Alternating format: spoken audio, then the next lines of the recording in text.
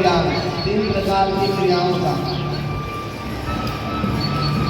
कहे कि संसार में विंध्याचल में जो भगवती पराम्बा विंध्यवासिनी हैं, यहाँ पर माई सशरीर विराजमान है, सदेह है, अर्थात अन्य जगह पर भगवती का अंग मिलता है और उस एक एक अंग से एक एक पीठ का स्थान है, शक्तिपीठ, और उनमें जनी ऊर्जा है। सोचो जहाँ पर भगवती पूरे शरीर से, पूरे ऊर्जा से, पूरे ऐश्वर्य से और पूरी सुख आनंद रूप में बैठी है, वो स्थान कितना दिव्य हो। यहाँ पर भगवती पूरे ऐश्वर्य के साथ सशरीर विराजमान है, इसीलिए इसे बड़ी दीप कहा जाता है। और यहाँ पर त्रिगुण करने के लिए सर्वप्रथम माँ विंध्यवासिनी का दर्शन करना चाहिए।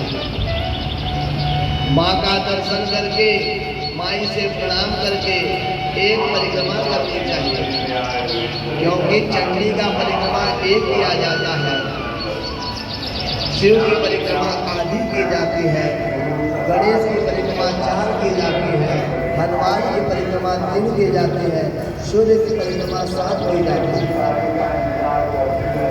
तो यहाँ पर माई का परिक्रमा करके माई के झांकी के पास या हवन कुंड में कपूर जला करके माँ को प्रणाम करके नंगे पांव भैरव जी जाना चाहिए। वहाँ जाकर मधु भैरव और भैरवी का दर्शन कर उन्हें नींबू का बलि दे करके कपूर जलाकर उन्हें प्रणाम करना चाहिए। एक परिक्रमा करके वहाँ से निकल जाना चाहिए। रास्ते में भजन कीर्तन करते हुए आगे जाना चाहिए। यहाँ पर भजन कौन सा करना चाहिए? ओम जय माँ दुर्गा, जय माँ तारा, दयामयी कल्याण करो।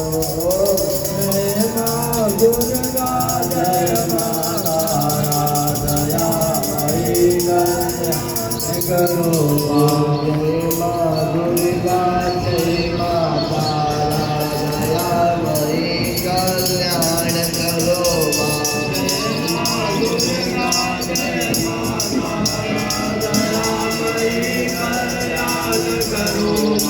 जय माँ दुर्गा, जय माँ तारा, दयामयी कल्याण करो माँ। जय माँ दुर्गा, जय माँ तारा, दयामयी कल्याण। फिर भजन करते हुए स्टेशन बधवा हनुमान जी पर जाना चाहिए और बधवा हनुमान जी पर हनुमान जी का पूजन करके या उनके चौखट को प्रणाम करके कपूर को लाकर वहाँ से बाहर जाना है। फिर यहाँ से काली हो जाना चाहिए। काली में महाकाली विराजमान है, वहाँ महाकाली का दर्शन करना चाहिए और महाकाली के दर्शन के बाद वहाँ कपूर जला करके हाजिरी लगानी चाहिए। घंटा और कपूर दो ऐसी है जिन्हें आप कपूर जलाते हो तो कपूर जलाने से भगवती साक्ष्य मान लेती है और घंटा को बजाने से भी आपका साक्ष्य हो जाता है कि आप यहाँ पर आए थे। तो जैसे ही भगवती पराम्बा का काली को पहुँचिए, वहाँ दर्शन करके माई को प्रणाम करिए, फिर जाइए पीछे भैरव जी के पास। वहाँ बाबा भैरव बैठे हैं जो आपके भय को हरने के लिए बैठे हैं। कुछ भी नकारात्मक विचार, नकारात्मक सोच आ रहा है तो भैरव से दूर करेंगे। भैरव जी का दर्शन करना चाहिए और दर्शन करके वहाँ कपूर जलाकर प्रणाम करके वहाँ से एक सीढ़ी बना है जो पर्वत पर जाता है। उस सीढ़ी के मार्ग से पहाड़ पर जाकर पैदल आपको जाना चाहिए अष्टभुजा मंदिर।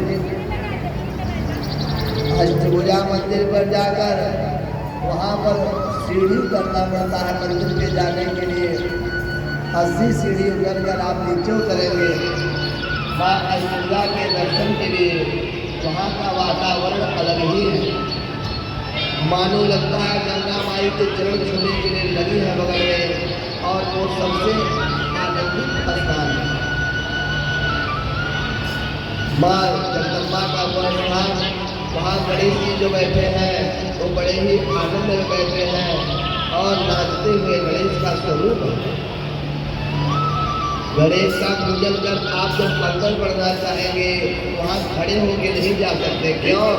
क्योंकि जब आप ज्ञान लेने जाते हो तो ज्ञान लेने के लिए आप जब जाते हो तो वहाँ पर आपके जीवन में तो आपको झुकाव चाहिए। तो ज्ञान लेने के लिए जब आप जाते हो तो वहाँ झुकना होगा। और ज्ञान लेने के लिए माँ के दरबार में जाते हैं और ज्ञान लेने के लिए माँ के चरणों के पास जाते हैं, वहाँ माँ के चरणों में प्रणाम करते हैं। और ये भगवती ज्ञान की देवी है, उनके चरणों में सफ़ेद कमल का पुष्प या सफ़ेद वस्त्र या सफ़ेद मिष्ठान भोग लगाना चाहिए। माई को वहाँ प्रसाद स्वरूप दे करके चढ़ा करके पूजन करके भगवती से ज्ञान मांगना चाहिए। और वहाँ पूजन करने के बाद फिर भगवती को प्रणाम करना चाहिए और कहना चाहिए विद्यावंतम यशस्वंतम लक्ष्मीवंतम जन्म कुरु रूपम देहि जयम देहि यशो देहि दिशो जहि। हे जगदम्बा ज्ञान दो और भगवती का मंत्र जपना चाहिए। ऐं सरस्वती नमः, सरस्वती का ध्यान कर पूजन करना चाहिए। फिर वहाँ से बाहर आकर के माई के नाम से हवन करना चाहिए। हवन करने के बाद वहाँ प्रणाम करके भैरव कुंड जाना चाहिए। भैरव कुंड जाकर के बाबा भैरवनाथ के सामने कपूर जला करके और फिर उन्हें प्रणाम कर वहाँ पर एक झरने का पानी है। वो झरने का पानी अमृत है, औषधियों के स्पर्श से आता है। न जाने कितनी दिव्य औषधियाँ उस पानी के पास से गुजरता है पानी, और औषधियों का वो दिव्य अमृत पान करने के लिए वहाँ पर गिरता रहता है। और कहाँ से वो पानी आता है, बड़े बड़े साइंटिस्ट आए लेकिन खोज नहीं पाए। उस पानी को पान करने से शुगर बीपी आपका ठीक हो जाता है। कितना भी समस्या हो शुगर का बीपी का वो ठीक हो जाता है। और पानी का पान कर वहीं पर एक श्रीयंत्र है, वो श्रीयंत्र महालक्ष्मी का सबसे प्रिय यंत्र है, वहाँ दर्शन करना चाहिए। उसके बाद पैदल निकल जाना चाहिए। शिवपुर में आकर के तारापीठ माँ तारा है, जहाँ तारा माई का दर्शन करना चाहिए और तारा माँ से प्रार्थना करना चाहिए। तारा माँ का दर्शन करने के बाद वहीं पर भगवान राम का सबसे प्रिय मंदिर रामेश्वरम मंदिर है। रामेश्वरम मंदिर भगवान राम के द्वारा स्थापित मंदिर है। और रामेश्वरम में भगवान शिव को जाकर एक लोटा जल और एक बेलपत्र जरूर चढ़ाना चाहिए। और नहीं संभव है तो जो बेलपत्र चढ़ा है वही बेलपत्र लेके झुलकर उसे चढ़ा दे एवं प्रणाम करके वहाँ से विंध्याचल में आना चाहिए। माँ के झांकी पर आकर माई को प्रणाम करके कपूर जलाकर आपके त्रिकोण की यात्रा यहाँ पर पूर्ण होती है। और ये त्रिकोण करने से हजारों यज्ञों का फल प्राप्त हो जाता है। कहते हैं विंध्य क्षेत्र के अलावा अन्य कहीं पर त्रिकोण का व्यवस्था नहीं है। इसीलिए कहा गया है कि विंध्य क्षेत्र सब क्षेत्र नास्ति ब्रह्मांड बोल के विंध्य क्षेत्र के जैसा स्थान इस ब्रह्मांड में ना भूतो ना भविष्य ना था न है और ना होगा। यह स्थान बहुत ही दिव्य स्थान है। और यहाँ की जो ऊर्जाएँ हैं वो ऊर्जाएँ सकारात्मक रूप से बहुत ऊँची ऊर्जाएँ हैं। यहाँ क्षण मात्र ध्यान लगाने मात्र से आपको उन सभी चीज़ें प्राप्त हो जाती है जो हजारों वर्षों से लोगों ने नहीं पाया। 10 वर्ष में लगाए गए ध्यान से जो नहीं प्राप्त किए हो, यहाँ 10 मिनट ध्यान लगाने से आप प्राप्त करोगे। जो लोग ध्यान लगाते हैं, जो लोग मेडिटेशन करते हैं,